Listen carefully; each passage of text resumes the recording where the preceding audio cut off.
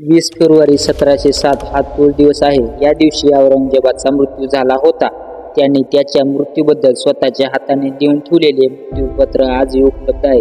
ते आपण या व्हिडिओच्या माध्यमातून पाहणार आहोत. पण त्याच्या अगोदर त्याच्या छावणीची त्याच्या मृत्यू अगोदर काय अवस्था झाली होती हे आपल्याला पाहायलाच पाहिजे. जय शिवराय, जय शंभूराजे. स्वागत आहे तुमच्या लाडक्या भाऊच्या यूट्यूब चॅनलवर. चॅनलवर नवीन असाल तर चॅनलला सबस्क्राईब करा, बेल आयकॉन ऑल सेट करा. असेच नवीन व्हिडिओ तुमच्यापर्यंत पोहोचत राहतील. चला तर मग आजचा व्हिडिओ स्टार्ट करूया. 1707च्या 2-3 वर्ष अगोदर मृत्यूच्या पहिले त्याच्या छावणीची आणि त्याच्या सैनिकाची खूप वाईट अवस्था झाली होती. त्याच्या पदरी असलेले अधिकारी निकोलो मनोजी त्यांनी औरंगजेब शेवटचे 3-4 वर्ष त्यात मुघलाचे झालेले हाल त्यांनी नोंदवून ठेवले आहे. औरंगजेब मृत्यूच्या अगोदर आजारी पडला होता. त्याचे खांदे तुटलेले होते. त्याच्या पायाला जखम झाली होती. महाराष्ट्राच्या सतत झालेल्या लढाईत त्याची सैन्य दूर थकून गेले होते. त्याचे पगार थकले होते.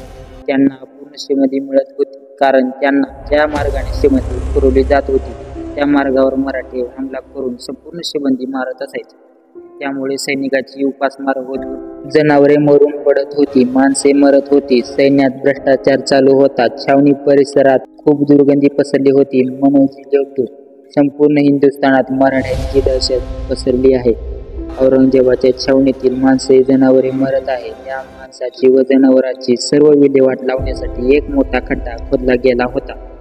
सर्वत्र दुर्गंधी पसरत आहे. जेवताना तोंडात माशा जात होत्या. आता आपण औरंगजेबाच्या मृत्यूपत्राबद्दल पाहू. 17 फेब्रुवारी 1707 तो आजारी पडला आणि अहमदनगर जवळ व्यंकार येथे 20 फेब्रुवारी शुक्रवारी सकाळी प्रार्थना करत जपमाळ ओढत त्याच्या वयाच्या 89व्या वर्षी मृत्यू झाला.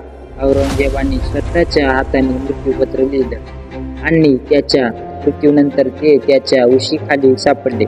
या मृत्यूपत्रात त्यांनी त्याच्या वारसदाराला महत्त्वाचे उपदेश तसेच त्याच्या 12 इच्छा विस्ताराने लिहिले आहे. हे मृत्यूपत्र तसेच त्याच्या मुलाला शहजादे आझम व कामपक्ष लिहितो. शेवटचे पत्र हे सर्वांनी ऐकले पाहिजे. त्या मृत्यूपत्रात शेवट औरंगजेब लिहितो, एक क्षणभर सुद्धा बेसावधपणा असला तरी वर्षानुवर्ष केलेले कार्य वाया जाण्याचा प्रसंग येतो. माझ्या निष्काळजीपणामुळे शिवाजी माझ्या हातातून निसटला आणि परिणामी माझ्या जीवनाच्या अखेरभोवती मला मराठ्यांशी जीवनभर संघर्ष करावा लागला. धन्यवाद व्हिडिओ बघितल्याबद्दल.